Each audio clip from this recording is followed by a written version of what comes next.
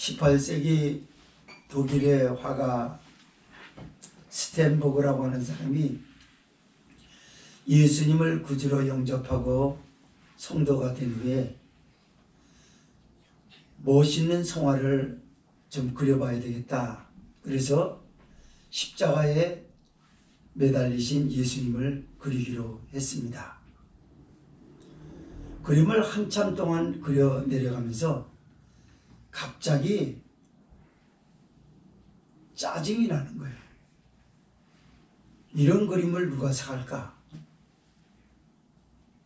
그래서 그리던 그림을 내팽개치고 잘 팔릴 수 있는 춤추는 여자라는 주제로 모델을 구했습니다. 모델로 지망된 여성이 스텐버그 화가 앞에 포즈를 멋있게 취했습니다. 근데 그 여인이 무엇인가에 넋을 잃고 바라보는 것이었습니다. 그것은 다름 아닌 십자가에 못 박히신 예수 그리스도를 그린 그림을 한쪽 구석에다 내팽개쳐진 바로 그 스텐버그가 그리던 그림이었습니다. 넋을 잃고 보던 모델이 화가에게 조심스럽게 묻습니다. 저 모델은 어떤 분이신가요? 누가 저런 모델이 되어 주셨나요? 혹시 저분은 세상에서 악한 짓을 하였나요? 저분은 살인을 하였나요? 몹쓸 짓을 했나요? 그때 스텐버그 화가가 매우 기분 나쁘다는 듯이 언짢게 말을 했습니다. 아니야.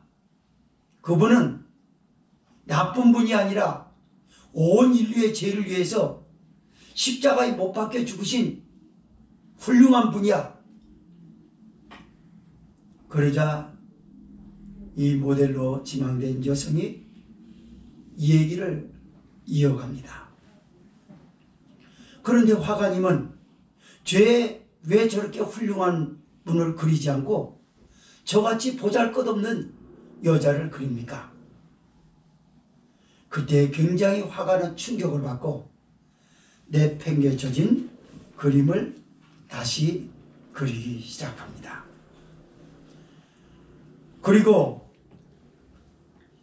십자가에 달린 예수를 그리면서 이렇게 해서 완성된 그림이 바로 독일의 유명한 뒤젠돌프 화랑에 나는 너를 위해 죽었구만 너는 나를 위해 무엇하느냐라는 글귀와 함께 전시된 세계의 명화가 된 것입니다. 오늘 본서는 가이세라 빌립보에서 이방 신자들 앞에 북새통을 이루고 있는 사람들 앞에서 예수님의 하나님 되심을 시몬 베드로가 고백을 합니다. 이 고백에 감동을 받으신 주님께서 바요나 시몬아 내가 복이 있도다. 이를 알게 한 이는 혈육이 아니라 하늘에 계신 내 아버지께서 이를 알게 하셨다.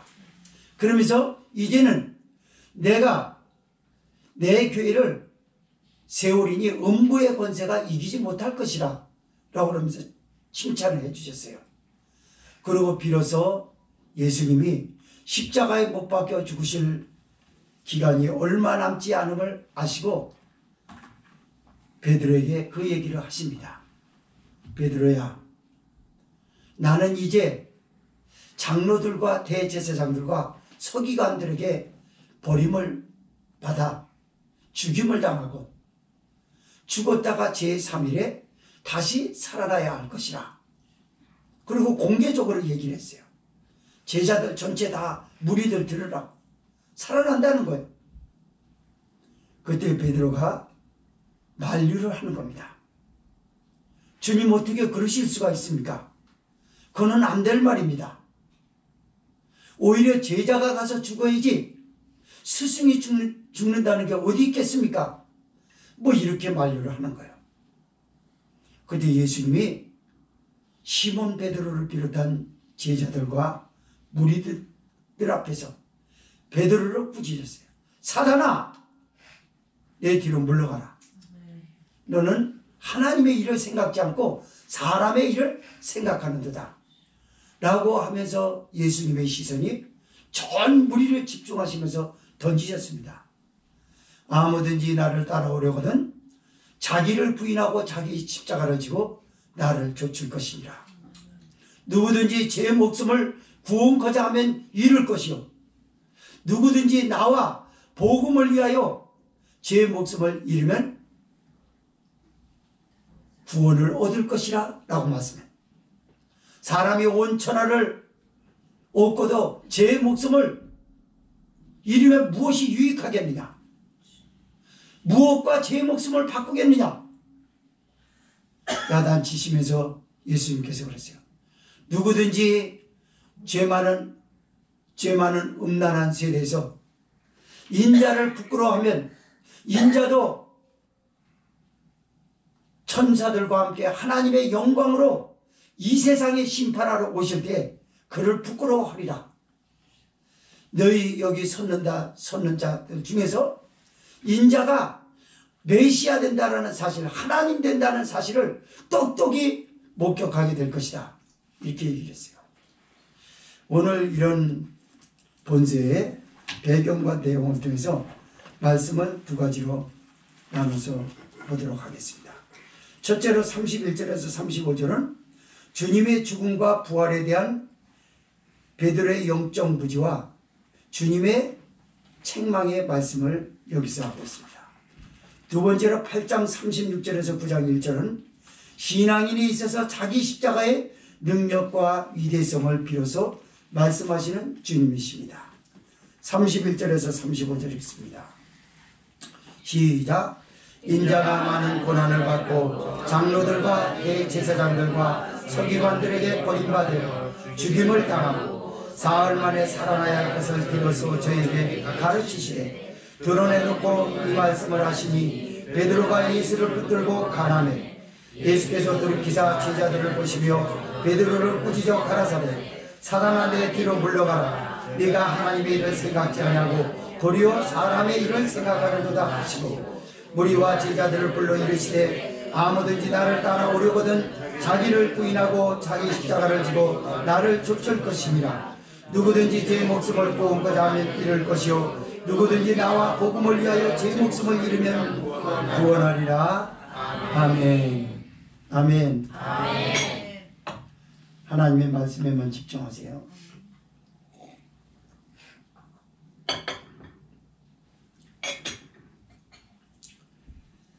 베드로의 고백을 잠시 설명을 드렸었습니다. 베드로의 고백은 보통 고백이 아니에요. 여기는 어디서 했냐면 이방 신전 앞에 수많은 사람들로 장사진을 이루고 그 앞에서 소리를 냈다 지른 거예요. 그리고 그 소리를 지른 걸 듣고 나서 사람들이 미친 사람 다 보겠는데 이런 게 아니라 감동을 받아서 전율을 했다는 거예요. 아니 어떻게 여기는요 당시의 로마 황제 디베료 가이사 황제를 기념하기 위해서 갈릴리의 분봉왕 아들의 빌립이 자기 이름을 따가지고 신전을 거기다 세운 거예요. 그래서 판신이라고 하는 신을 섬겼어요. 거기는 곳곳에서 몰려든 이 나라 저 나라 사람들로 그냥 장사진을 이루고 있어요. 거기서 촌사람 하나가 주는 그리스도시요 살아계신 하나님의 아들입니다 라고 이 말을 하니까 사람들이 깜짝 놀라는 거예요. 오늘날로 말하자면요 이슬람의 라마단이라고 있어요. 라마단 때 금식을 하고 그들의 종교 의식은 얼굴을 땅에 대고 꽁무니를 쳐들고 있어요. 그들은 아무 생각도 없이 거기만 집중합니다. 그런데 그 한가운데서 주는 그리스도시여 살아계신 하나님의 아들입니다. 마호메트가 신이 아니라 신은 예수 그리스도다. 아멘.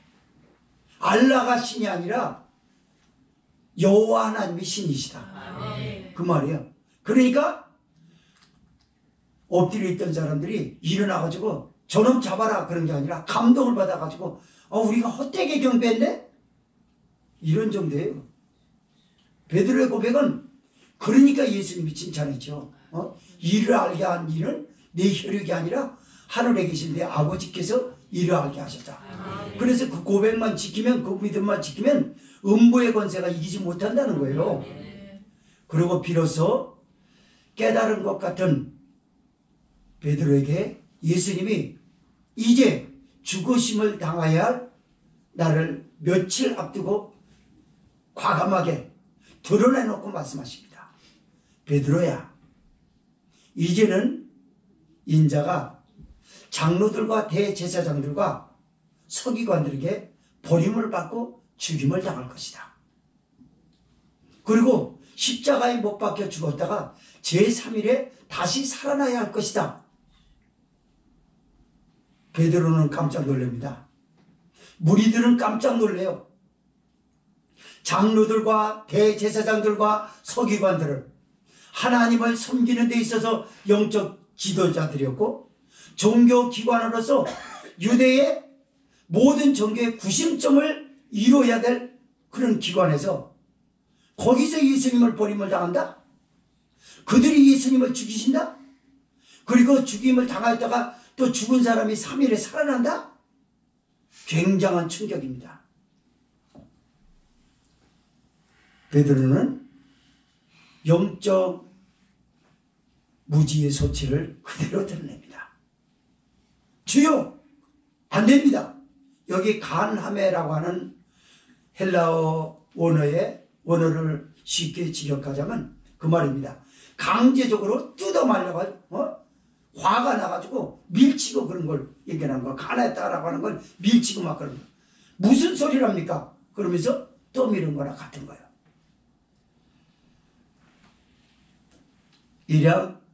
이런 것들이 세상에 스승과 제자 사이라면 얼마나 가상한 일입니까?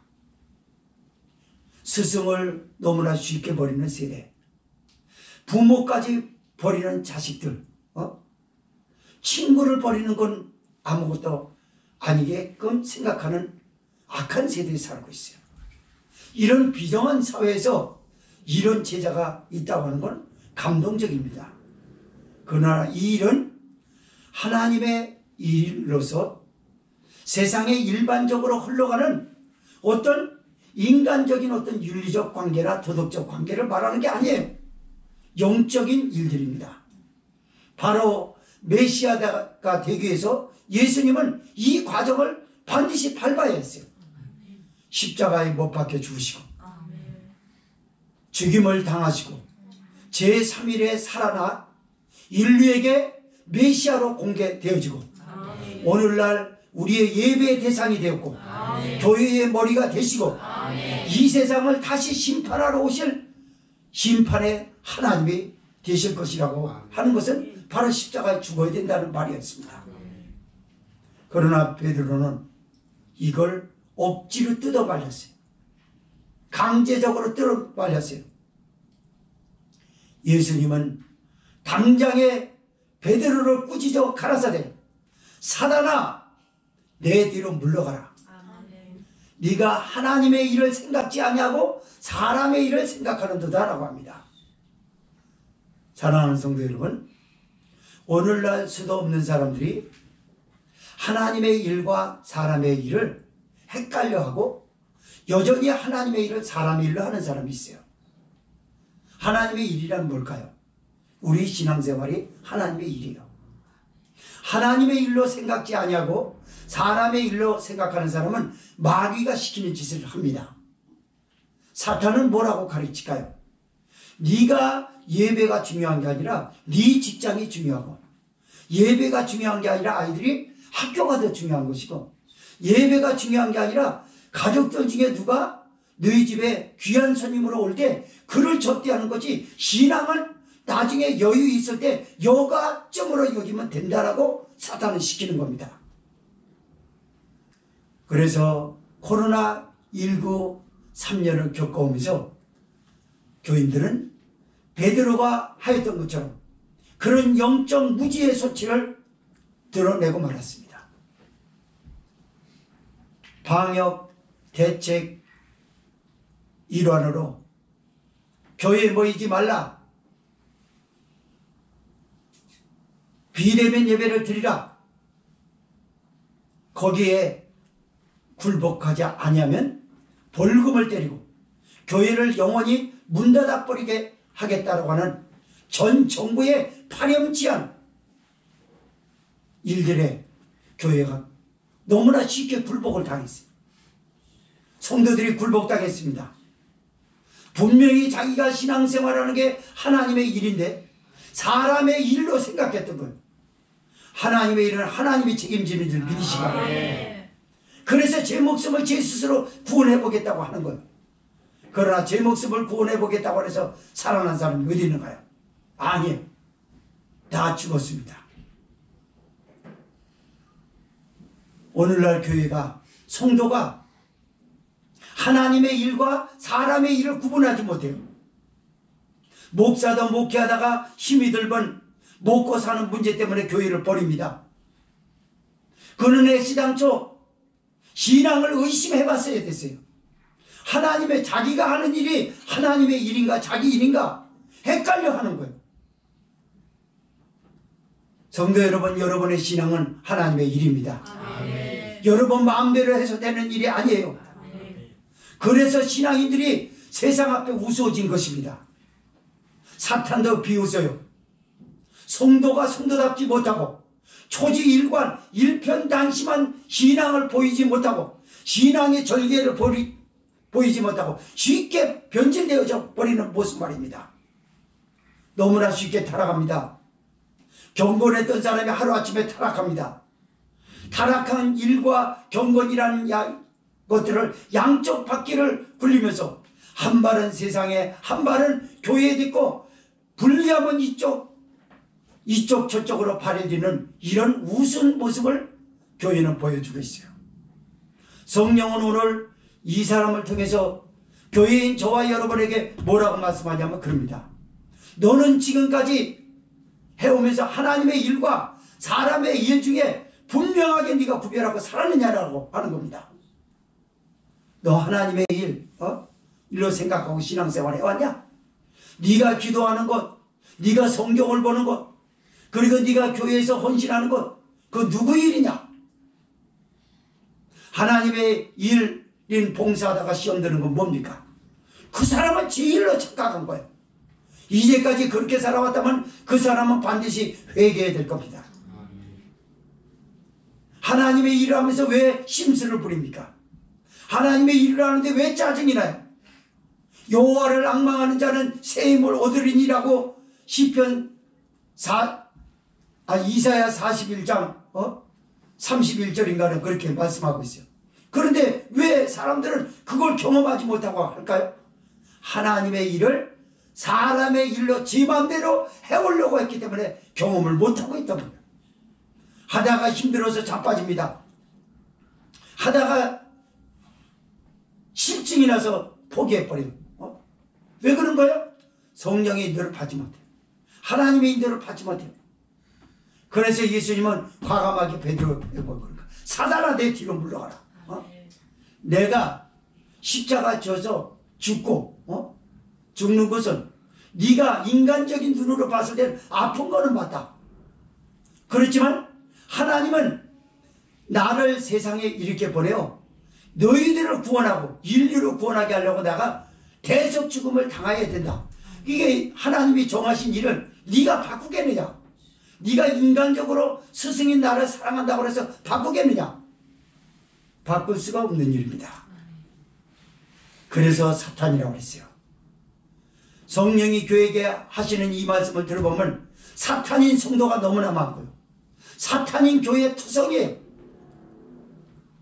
교회가 성전을 건축하고요. 성전을 이전하고요. 교회가 여러 가지 하는 일에 있어서 사람의 일로 해가는 일들이 얼마나 많습니까? 하나님의 일이라고 생각해서 순리를 따르고 하나님의 은혜 가운데 하나님의 응답하신 가운데 움직여지면요 부작용이 안 따라요. 그러나 사람의 일로 생각합니다. 목사가 주인이 됩니다. 그리고 성전도 마음대로 합니다. 마음대로 하니까 부작용이 따르는 거예요. 세상의 지탄을 받아요. 법정에 끌려가야 돼요. 보는 시선이 아름답지 못합니다. 곱지를 못해요. 왜 그래요?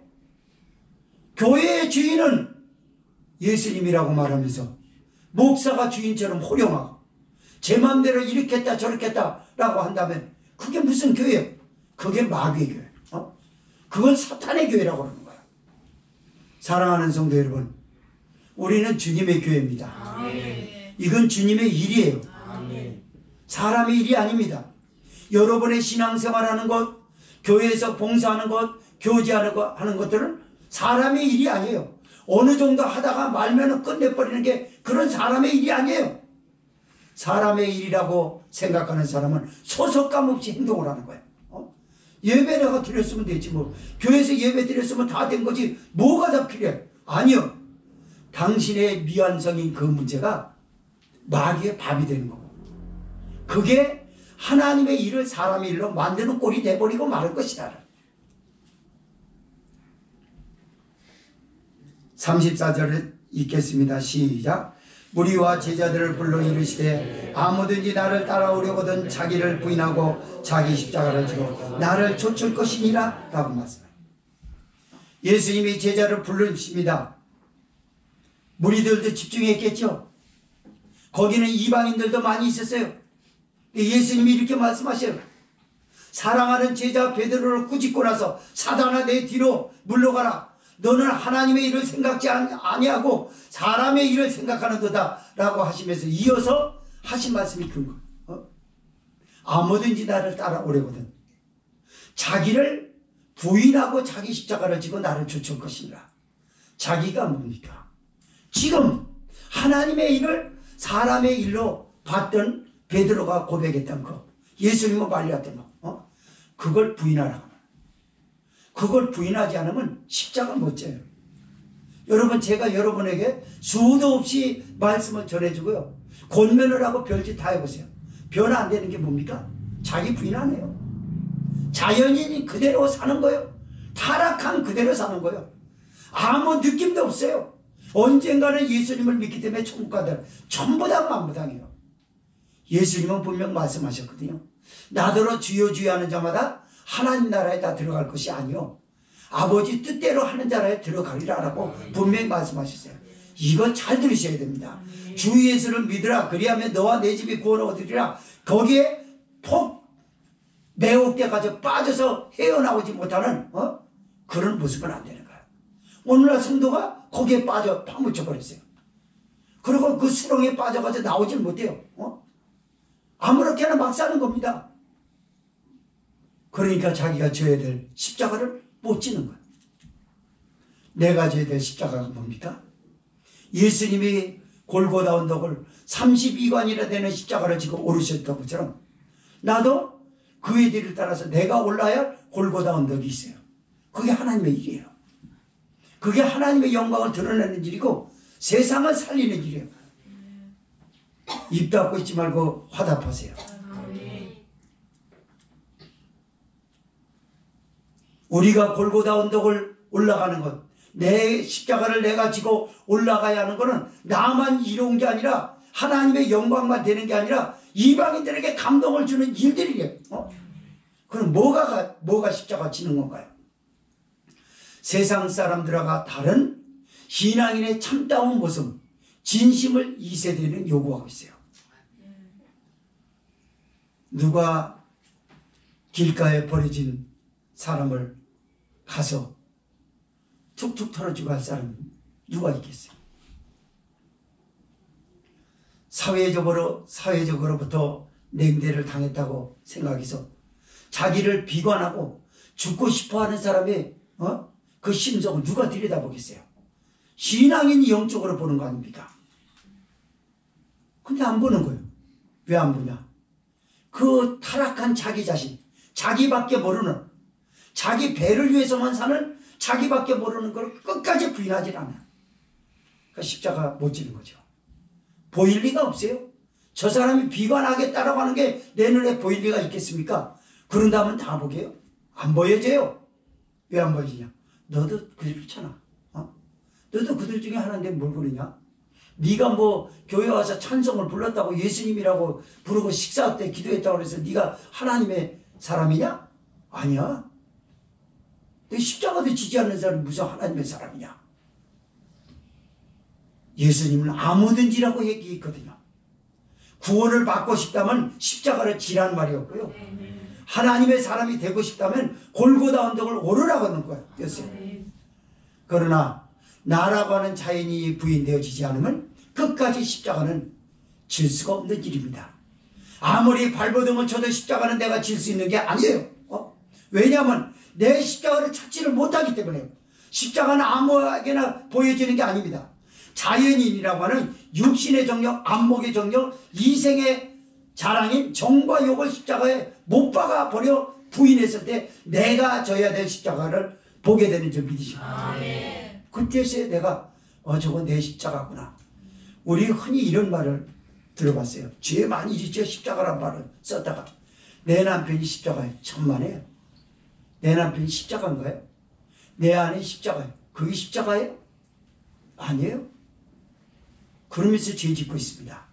그때 장난삼아 얘기해요. 아유 저건 내 십자가야. 저 왼수 같은 거.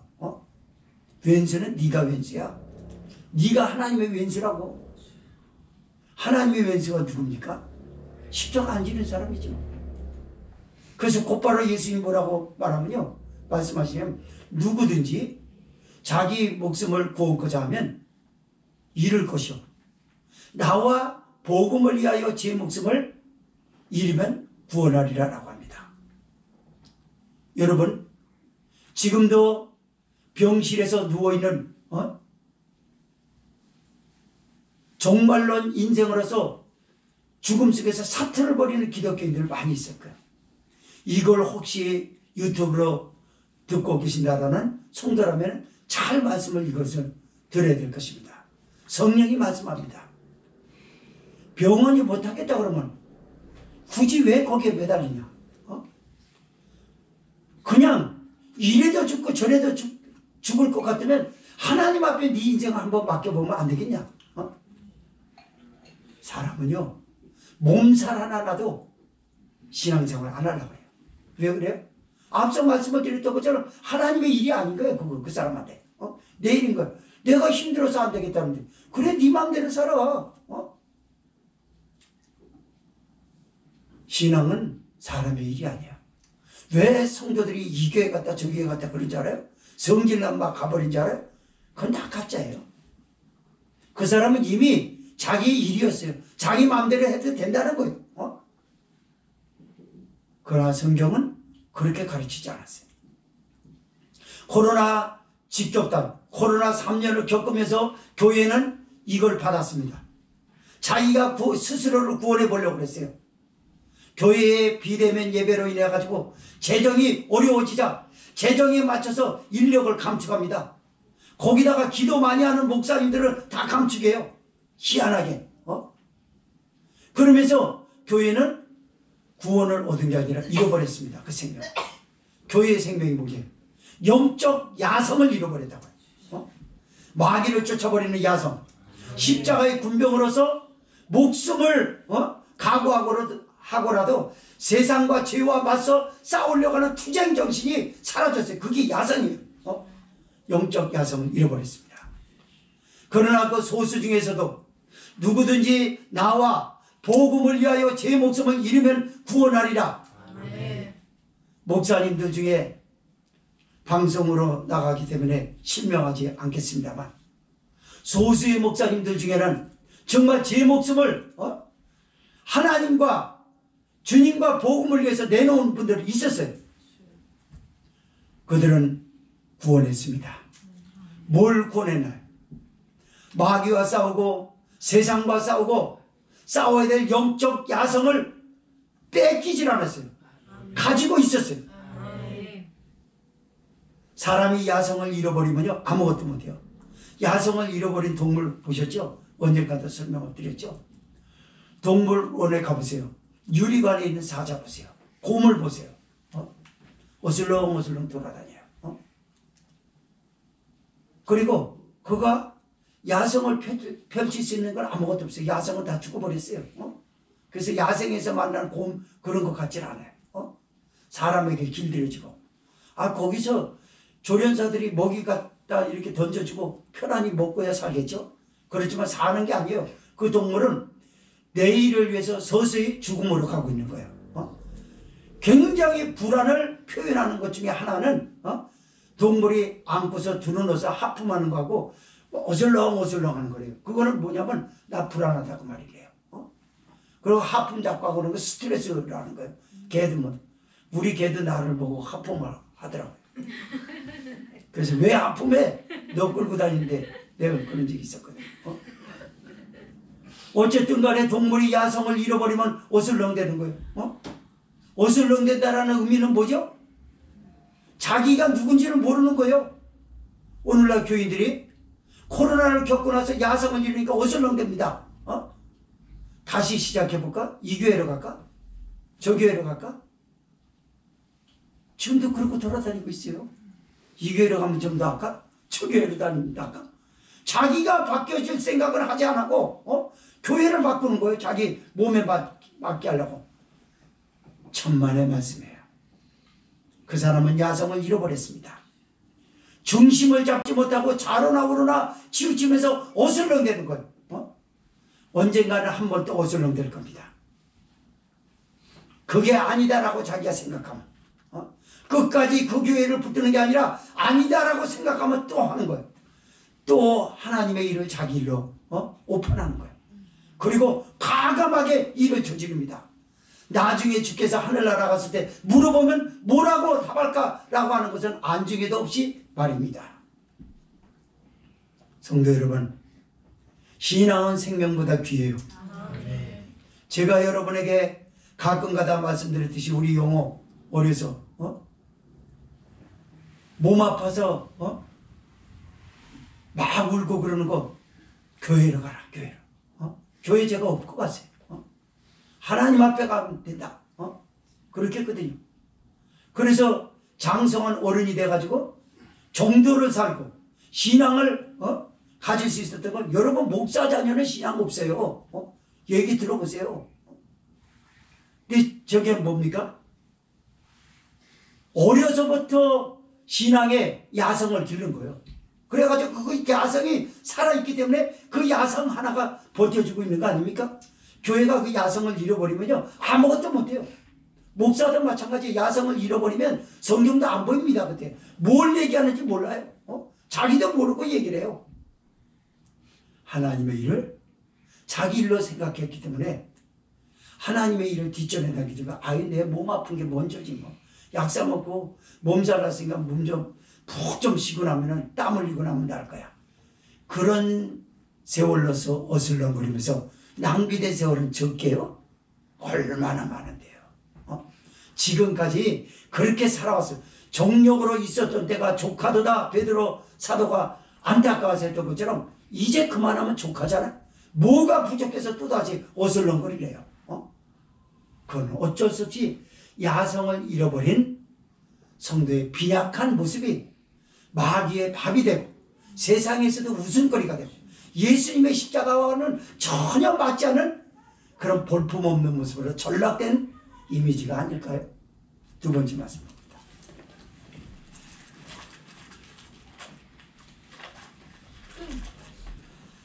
8장 36절에서 9장 1절입니다. 시작. 사람이 만일 온 천하를 얻고도 제 목숨을 잃으면 무엇이 유익하냐? 사람이 무엇을 주고 제 목숨을 바꾸겠느냐? 누구든지 이 음란하고 죄 많은 세대에서 나와 내 말을 부끄러워하면 인자도 아버지의 영광으로 거룩한 천사들과 함께 올 때 그 사람을 부끄러워하느냐? 또 저에게 이르시되 내가 진실로 너에게 이르노니 여기 섰는 사람 중에 죽기 전에 하나님의 나라가 권능으로 임하는 것을 볼 자들도 있느니라 하시니라. 아멘.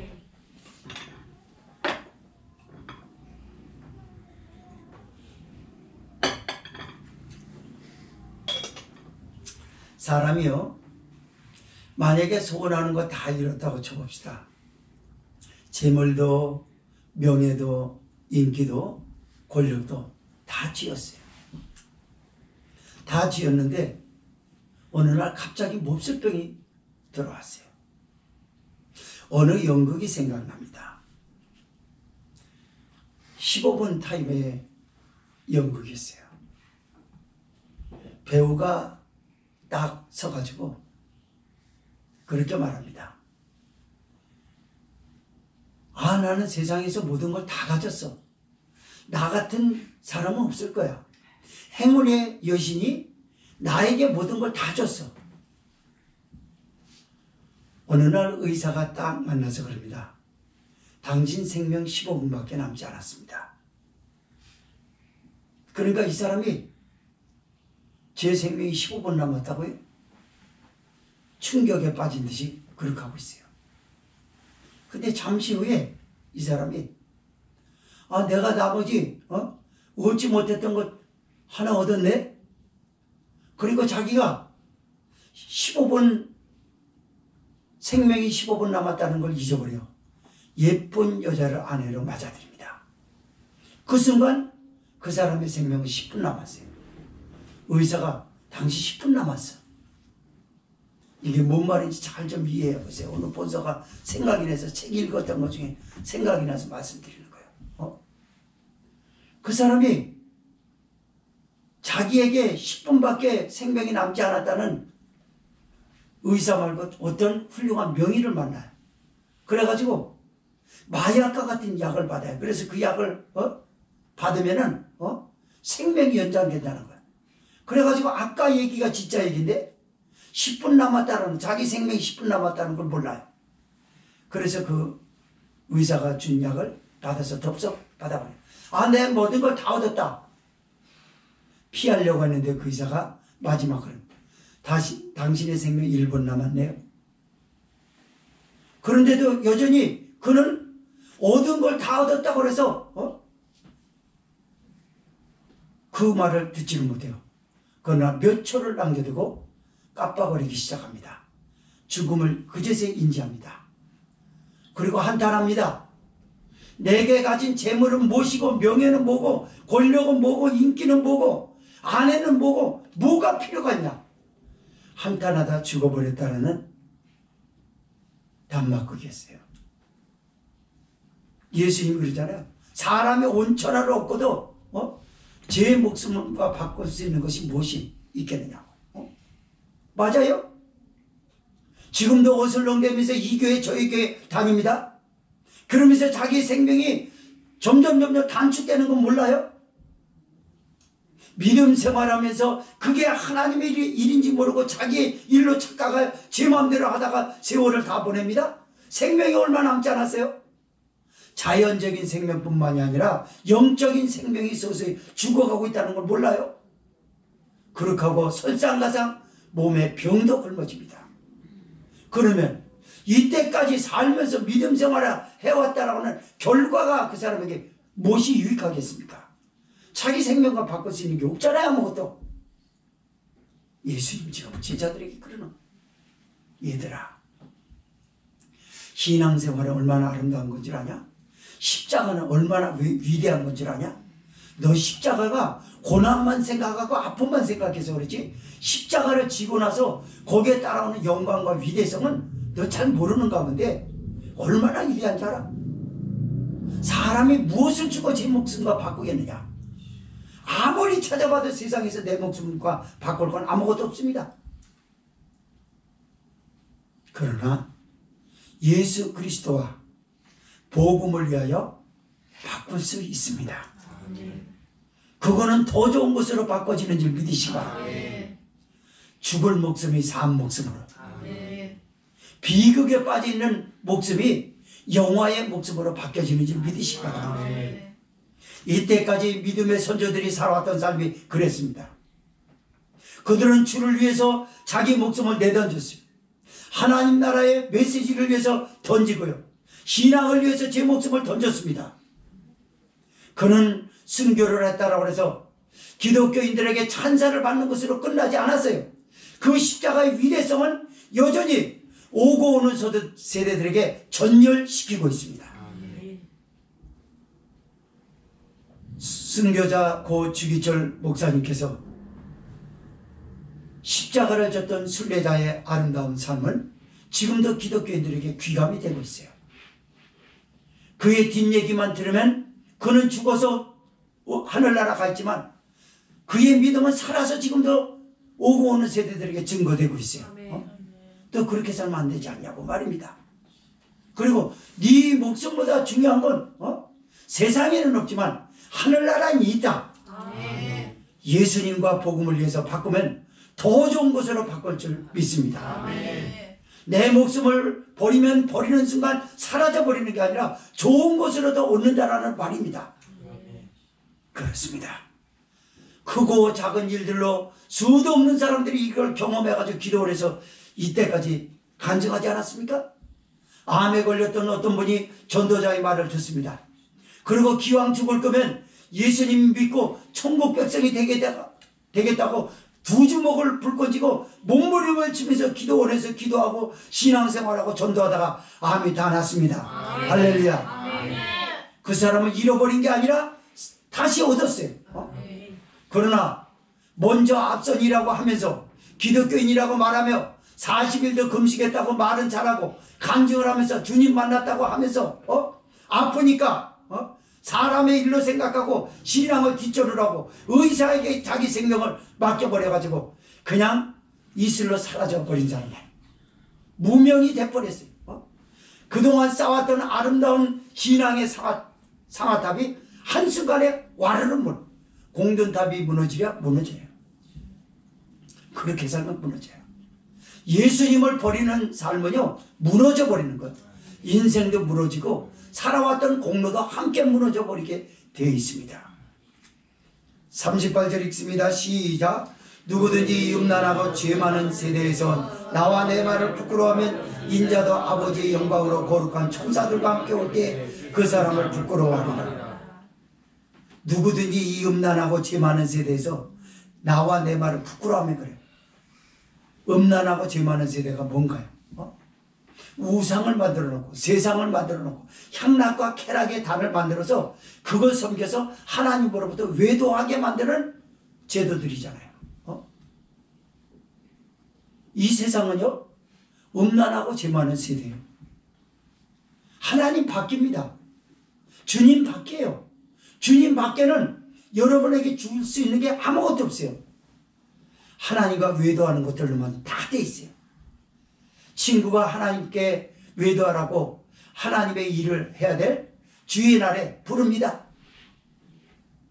하나님의 일을 하기 위해서 준비하려고 모처럼 만에 마음 먹고 기도하려고 하는 사람은 누군가 전화로 불러내요.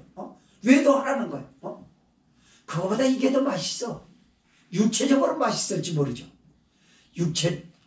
영적으로 들려오는 건 뭡니까? 심판밖에 없어요. 영적으로 오는 건 뭐가 있습니까? 부끄러운 것밖에 없어요. 그래서 예수님이 그런 거예요. 이 음란하고 죄 많은 세대에서 나와 내 복음을 부끄러워하면 신앙인이라는 걸 코로나19로 인해서 자꾸 부끄러워했잖아요. 요즘은 성경 안 갖고 다녀서 기독교인인지 아니지 영적으로 봐지기 전에 잘 몰라요, 여러분. 삶은 다 똑같아요. 기독교인이나 안 믿는 사람이나 똑같아요. 구별되게 사랑하는 사람 몇이나 있게? 몇 없어요. 다 똑같아요. 알 수 없어요. 그냥 다만 알 수 있는 건 교회 문으로 들어가네? 저 교회에서 나왔구나? 그걸로밖에 못 봐요, 지금은. 왜요? 앞서 말씀드렸잖아요. 야성을 뺏겨버리면 돼요. 야성이 없는데요. 누구에게 감동을 주고 누구에게 영광, 바로 십자가의 위대성이 여기 있는 것이죠.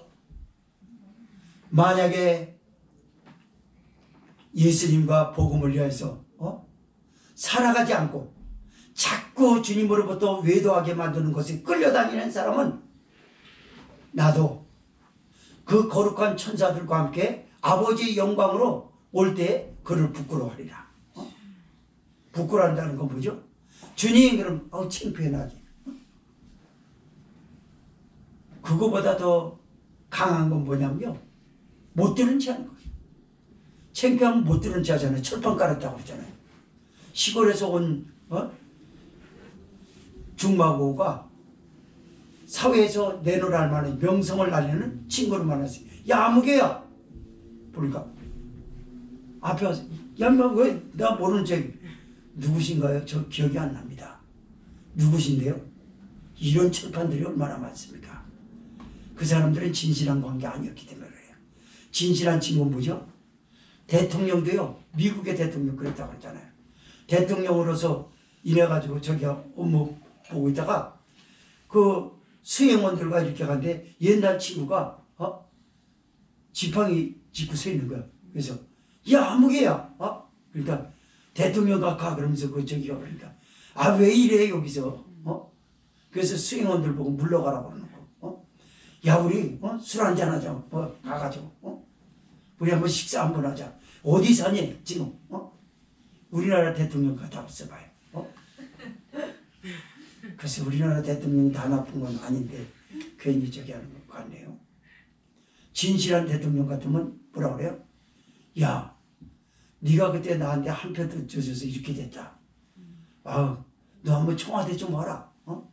청와대 내가 대통령이기 때문에 그 권한은 불법이 아니기 때문에 청와대 와서 함께 좀 우찬자리에 좀 참석도 하고 나한테 친구로서 진실한 말을 해주는 거 너뿐이잖니.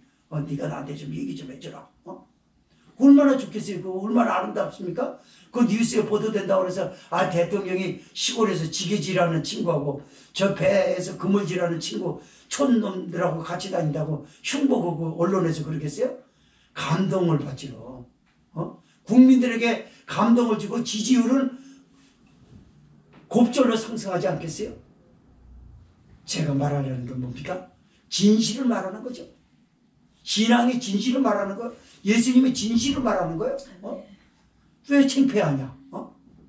예수님 나 창피하지 않았어요. 네가 하는 그게 창피하니까. 나 믿음의 사람이라고 욕먹을까봐 이번에는 아닌 척 해야 되겠다.